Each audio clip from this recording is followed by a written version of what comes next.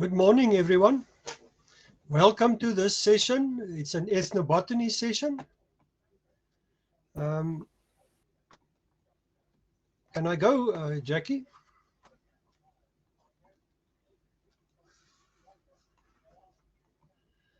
Okay, so thank you for joining this session. Hello? We have 5 lectures from a variety of topics. 2 or 3 of them are about chemistry, and others are also about indigenous knowledge. So with any further ado, I'd like to ask Patricia Padi to join us with her lecture. It is on Evolvulus alsinoides, which is Convolvulaceae, and it is, of course, a serpentine weed. So this is part of their work on the serpentine soils. So Patricia, are you there?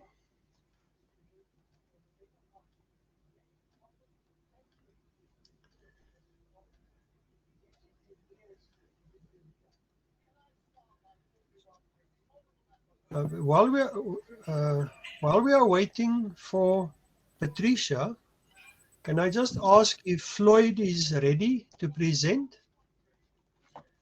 Because we can then maybe first take Floyd's lecture and then come back to Patricia if she is able to join us. Perhaps she has some connectivity problems. Yes, I'm ready. Floyd, welcome to the session. Thank you. Floyd will talk to us about a very important and interesting Cape plant, the Carpobrotus, Carpobrotus edulis, the yellow-flowered sour fig. And I'm looking forward to your lecture, Floyd. Please load your presentation.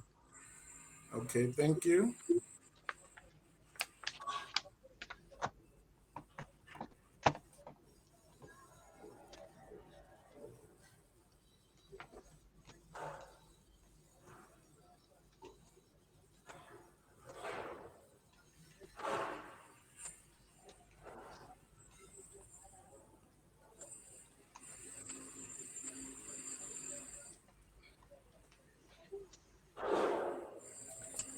Can everybody see my slides?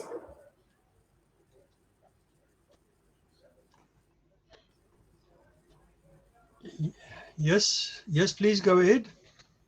Okay.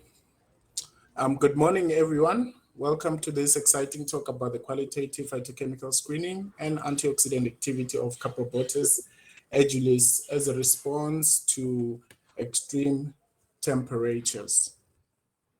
So just to give you a bit of background on the plant, it is known as an evergreen facultative halophyte with green and sometimes orange leaves that grows throughout the year. It grows and thrives best in well-drained soils and environments that receive between 300 to 1,500 millimeters of rain. And it is mainly found in the Cape, mainly in the northern, western, and eastern Cape. And also it has been found in some parts of KZN, Gauteng, and Limpopo. And this plant looks like this. It has sometimes pink flowers, sometimes yellow flowers. It's a very beautiful plant. In many communities, the plant has been used because of its medicinal and nutritional benefits. And it is known for its antioxidant, anti-inflammatory, and antiseptic properties. Ethnopharmacology, it is used to treat stomach cramps, mouth infections, sore throats, cuts, scrapes, and thrashes. And in the Eastern Cape, they use it for treating diabetes and some symptoms that are related to tuberculosis. And the fruit makes a very, very excellent jam.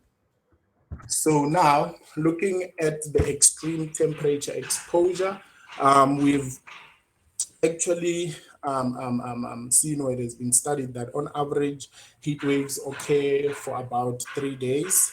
But there have been studies like the one on the image illustrated where they they measured the duration of the heat wave in the northernmost part of South Africa, and they found that the duration of it is between 4 to 7 days, and average temperature ranges during this heat wave were between 32 to 44 degrees Celsius. And many studies have mainly focused on the extreme warm temperatures and not the low temperatures in doing their studies, especially here in the Southern Hemisphere. And we've seen that cold temperatures have been recorded to have detrimental effects on plants, which is important that we also study the other extreme. And also literature has reported that extreme high and low temperature exposure influences the growth of plants and their metabolism. And we have seen that high temperatures have been recorded to induce the accumulation of secondary metabolites such as phenolics and flavonoids. Similarly, with low temperatures, they were found to impact secondary metabolites, particularly in evergreen plants. So with that said, it is very critical to investigate and assess the responses of Caprobotus edulis to extreme temperatures, as it will reflect how heat waves and cold waves affect the composition of phytochemicals. Looking at the aim and the objectives, the aim of this study was to assess the responses of Caprobotus edulis to extreme high and low temperature exposure by determining the qualitative phytochemical screening, the quantitative phytochemical analysis, and antioxidant activity. And our objectives were three, which were to assess the impact of high and low temperature exposure on the qualitative phytochemical screening, to assess the impact of high and low temperature exposure on the total phenolic and total flavonoid content, and lastly, to assess the impact of high and low temperature exposure on the antioxidant activity of this plant. We chose four temperature extremes, two for the extreme high and two for the extreme low, as illustrated. 45, 35, that would be our extreme high, and then 40, 30 would be our mid-range high, and then 15, 10 would be our mid-range low, and then 7 and 4 would be our extreme low. So these temperature parameters were selected because it has been reported that, as I've said before, the heat waves occur for at least about 4 to 7 days, and average temperatures are between 32 and 44 degrees Celsius during this process. And since in the Southern Hemisphere, there hasn't been enough work done on the low temperature extremes, we also have recorded that there are some places that actually in winter they drop into the negative. Some they get to around 8 degrees, some 15 degrees Celsius. So this became a big motivation for this study. So now, looking at the materials and methods of this study, the Caprobotus edulis was planted in the greenhouse for 3 months, and then after the 3 months, it was placed in the extreme temperature exposure treatments for a period of 8 days, and then the harvesting of the leaves occurred every 48 hours, and then the harvested material was now taken, and then it was freeze dried for about 48 hours, and then after the freeze drying, the material was prepared and grinded into powder, and then it was prepared for extraction, and then we chose methanol as the extraction solvent, and then we used the exhaustive extraction protocol for at room temperature for about 72 hours, and the methanol extract of the sour fig was used to determine the qualitative phytochemical screening, the antioxidant activity using the DPPH in a hydrogen peroxide assay. And also lastly, we quantified the total phenolic and total flavonoid content. So now getting into the results and discussion of this study, we will begin with the qualitative phytochemical screening. And as we can see, the methanol extract of Carbobottus edulis confirmed the presence of phenolics, flavonoids, saponins, tannins, steroids, terpenoids, cardiac glycoside, coramins, and quinins in this plant. And also indicated in red, these are the compounds that were not detected at these treatment conditions, but that does not necessarily mean that the compounds were not there. But because phytochemical screening is just a preliminary test, but it's not an actual confirmatory test. So there's always a possibility of a false positive and a false negative, depending on the type of solvent that you're using. So now looking at the quantitative analysis with the total phenolic content, we see that there was a significant fluctuation of total phenols. And also we notice a very significant decline at 144 hours in extreme low temperature exposure as compared to the control. The other treatments increase significantly from the control, except for these ones that are circled in red, which were similar to the control. So exposure to temperature triggers biochemical and physiological processes, and this influences the production of phenols, which allow the plants to adjust to stress conditions. So coming to the total flavonoid content, we also saw a very significant fluctuation of compounds throughout the extreme temperature treatments. And compared to the control, all treatments yielded an increase except for the low temperature extremes, which had no significant difference at 48, 144, and 192 as they are circled in red. It is expected that high temperatures may affect the production of flavonoid content, and we observe indeed high temperatures show significant increases in the total flavonoid content. So coming to the antioxidant activity, starting with DPPH, looking at the antioxidant activity, please note that the lower IC50 value indicates a higher antioxidant activity or potential. So a significant difference was measured from the radical scavenging activity of the overall Carbobottus edulis leaf extract. The control treatment showed the highest activity of active antioxidants, and we see that extreme high temperatures they show higher radicals followed by low temperature stress. And there is an actual strong correlation that the activity of antioxidants are influenced by the total phenolic and total flavonoid. In peroxide, we see that overall a significant fluctuation measured, and the highlighted treatments yielded a higher activity as compared to the control, and overall extreme high temperature exposure indicates a significant higher activity of antioxidants. And then we observed that there is a strong correlation which shows that the increasing activity of antioxidant is influenced by total phenols and total flavonoids.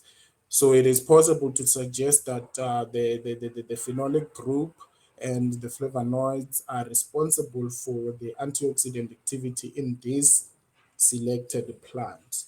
So in summary, the results from this study provide evidence that illustrate the significant effects that extreme temperatures have on the leaves of Carbobottus edulis.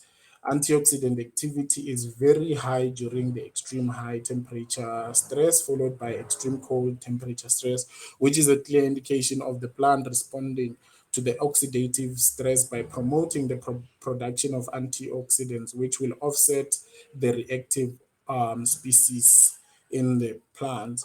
So the quantity of secondary metabolites such as phenolics and flavonoids is observed to fluctuate throughout the treatment and influence the measured antioxidant activity responses of plants. The implications of abiotic stresses on medicinal plants are on the consumers, because this study was trying to establish how significant will the projected future heat waves and cold waves result in. So as a result, a significant decline in the quantity of phytochemicals are observed, and this may affect the quality and the efficacy of these medicinal plants in treating various ailments. So lastly, as the climate is changing and we are seeing these adverse fluctuations in compound compositions, this could have implications on the consumers of the plants in terms of the concentrations and the amount they would be consuming. Thank you. Thank you so much. Thank you, Floyd, for that interesting lecture. We do have a question for you about the identity of the plant that you studied. Apparently you grew it in the greenhouse, but Yes. the plants you showed in your photographs were not Carpobrotus edulis, but Carpobrotus acinaciformis, the purple flowered species. So which one did you use? The yellow flowered Carpobrotus edulis, the common sour fig, or the purple sour fig? Do you I know? think it was, I think I used the purple sour fig.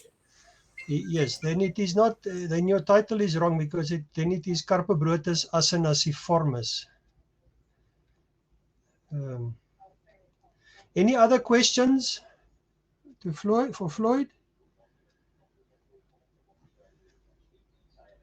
If not, then we can move on. Thank you very much, Floyd.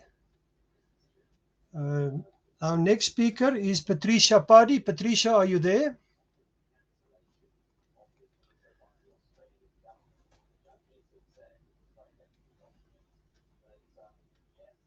I saw Patricia briefly, but it seems she's gone again. She obviously has some connectivity problems. There we go. Welcome, Patricia. Can I ask you to please load your lecture? Patricia will talk to us about that weedy convolvulaceae.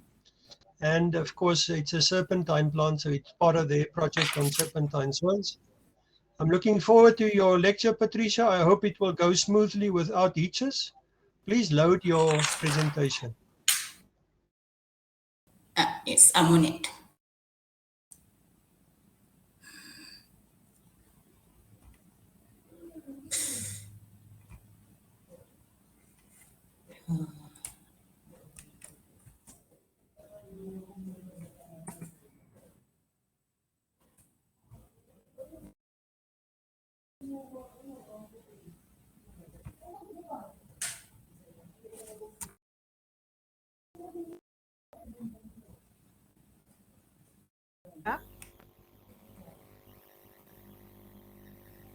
I think you are muted, Patricia. We cannot hear you. Can you just unmute yourself, perhaps? Patricia, can you hear us? Prof and Beck, can you hear me? Sorry, Jackie? Can you hear me clearly? Yes, I can hear you clearly. Patricia?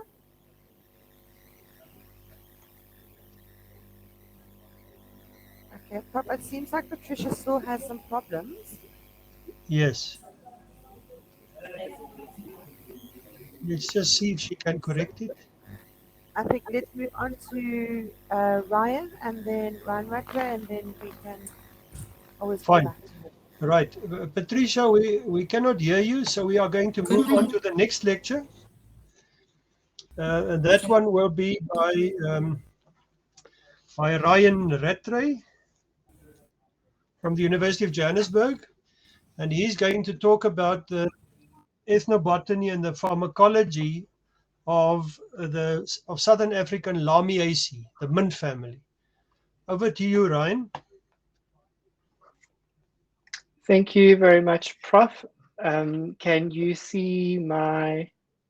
Yes, we can. Please go ahead. Okay.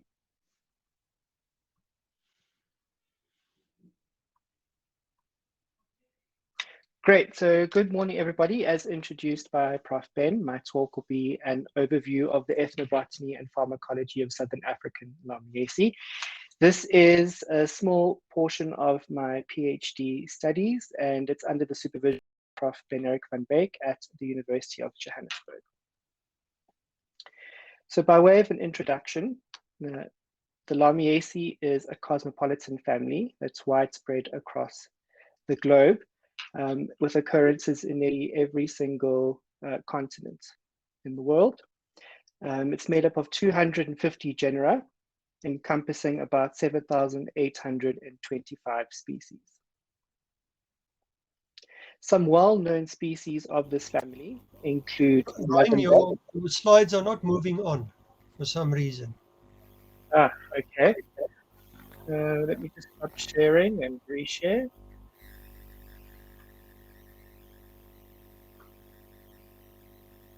So I will opt for entire screen, and is this better, Prof? Advance them, Ryan, so we can see. There, perfect, thank you. There. Okay, great. So sorry about that. Right. So some well-known species include lavender, basil, spearmint, and garden sage. If we move on to South Africa and we look at the Southern African Lamiaceae, it is made up of 297 species in total and 42 genera. Some of the well-known species are Leonortis leonoris, Mentha longifolia, Pseudodictynmus africanus, formerly known as Bellotta africana, Stachys ethiopica, Salvia africana, and Tetradenia riparian. And as we move on in this presentation, you will see exactly why they are so popular. So what makes the family important in general? Well, many of the species produce volatile essential oils that have been used in the culinary herbs and spices industry for flavoring and enhancing food, as well as the perfume and cosmetics industry, and subsequently the pharmaceutical and medicinal industry. So that brings us to the objectives of the talk today, which is firstly to give an overview of the ethnobotany and pharmacology of indigenous Southern African Lamiaceae, to link traditional knowledge with pharmacological activity, and then to highlight obvious knowledge gaps for future investigation. So for the materials and methods, a comprehensive literature review was conducted, going through several databases, some of which are seen on the screen, using select keywords such as the species name, synonyms, and other identifying keywords such as medicinal, pharmacological, and chemical. And our database of publications for the ethnobotany and pharmacology comprised of 348 publications for indigenous taxa only.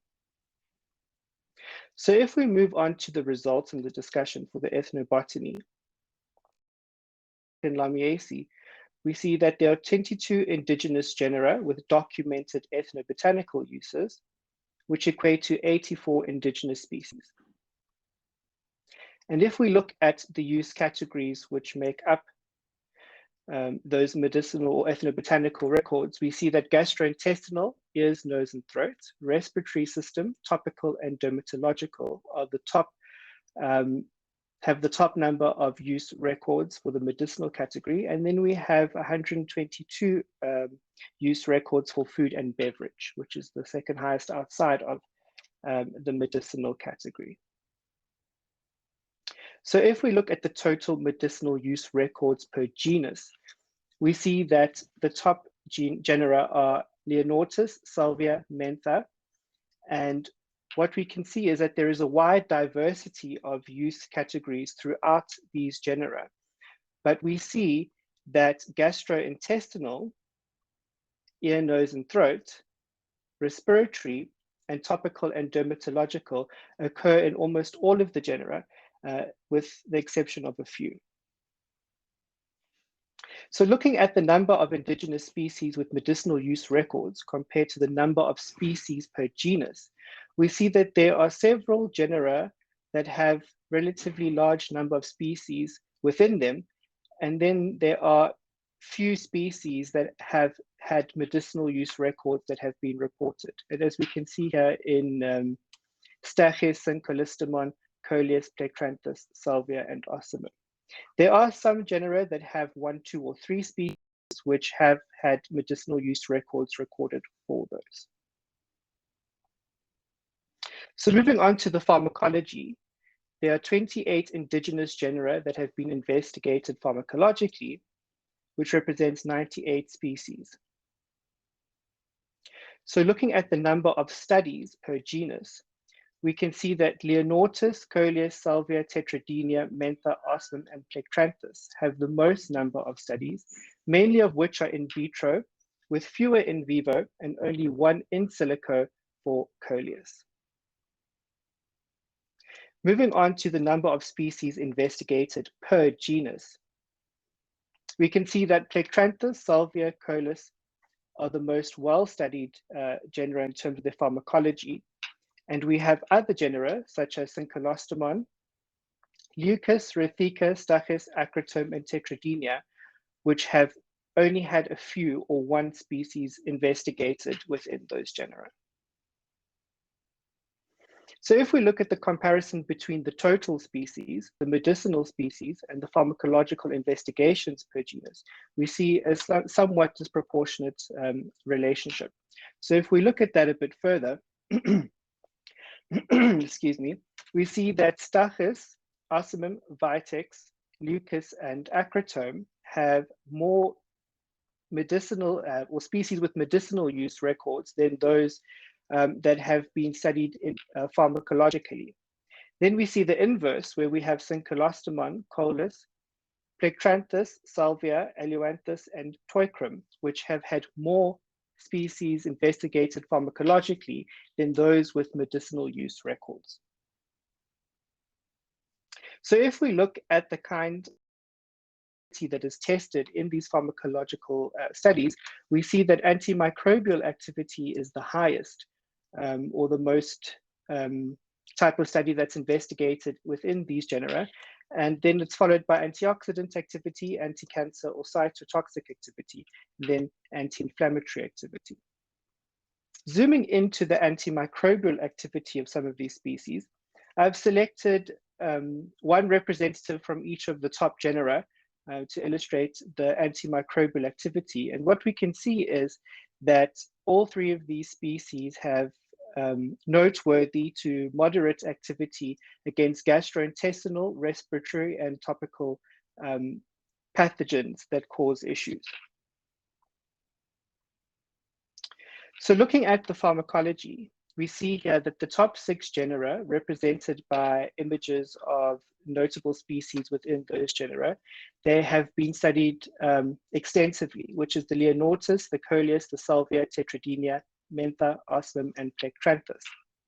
If we compare that to the ethnobotany, we see that out of the top 6 most well-studied genera, there are only 3 in that overlap, which is Leonortis, Salvia, and Mentha.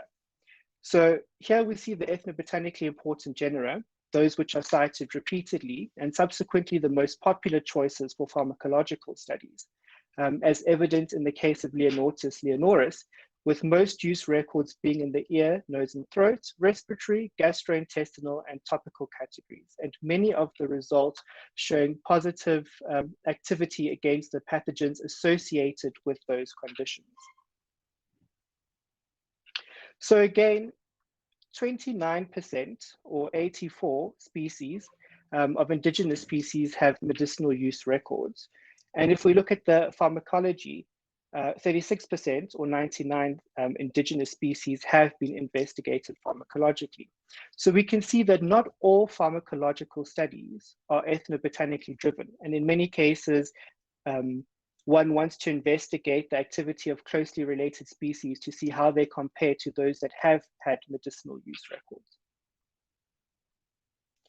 So to start wrapping up, again, the 29% of indigenous Lamiaceae with medicinal records, with only 29% of them having been investigated, there's a chance that future ethnobotanical surveys may reveal undocumented uses. And this is the case for those genera with large numbers, with very few species that have been studied, such as Stachys and Syncolostomon.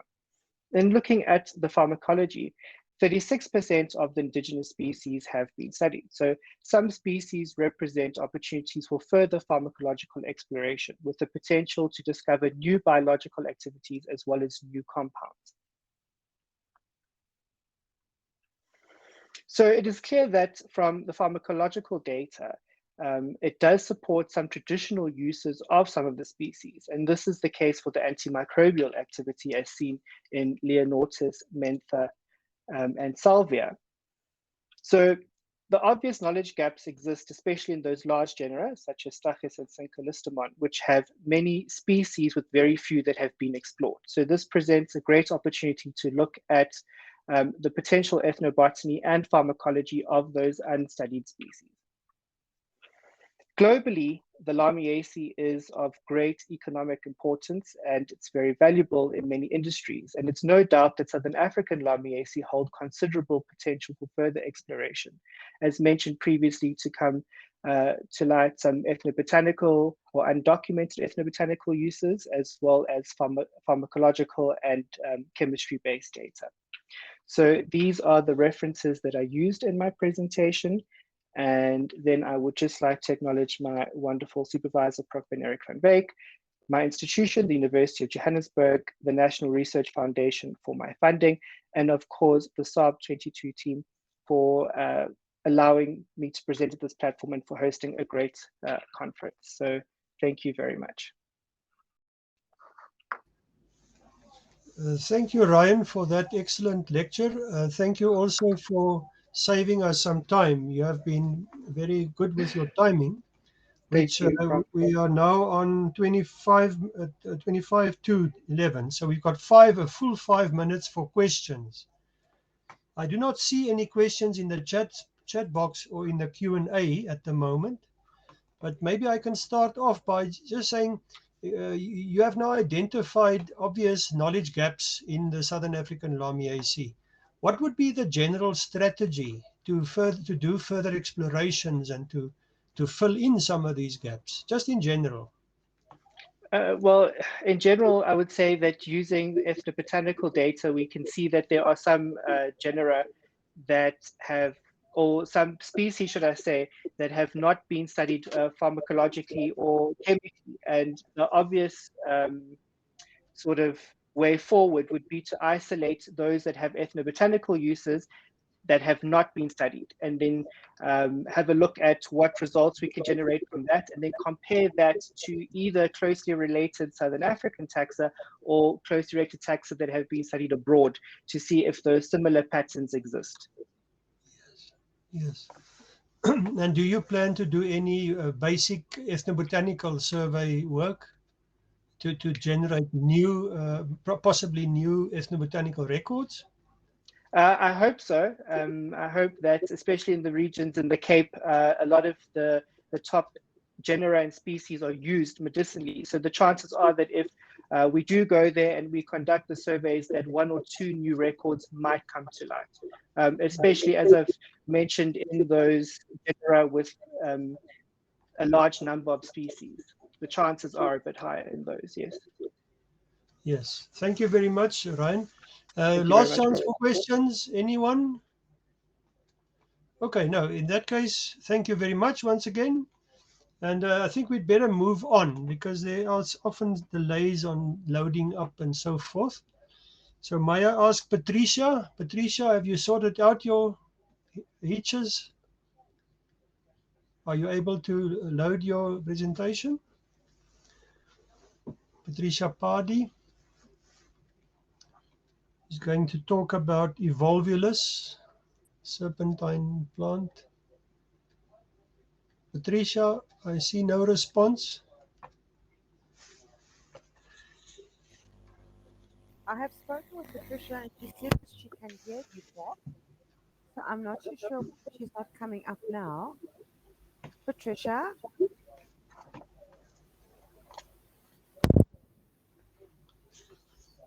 Patricia?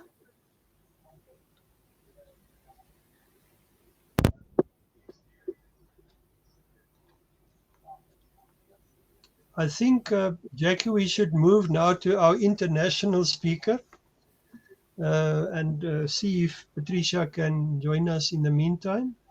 Is that fine? That's fine, Prof. Yes, so Dr. Lerato Seletenkose, she's from Lesotho. That's my little joke about international participation here.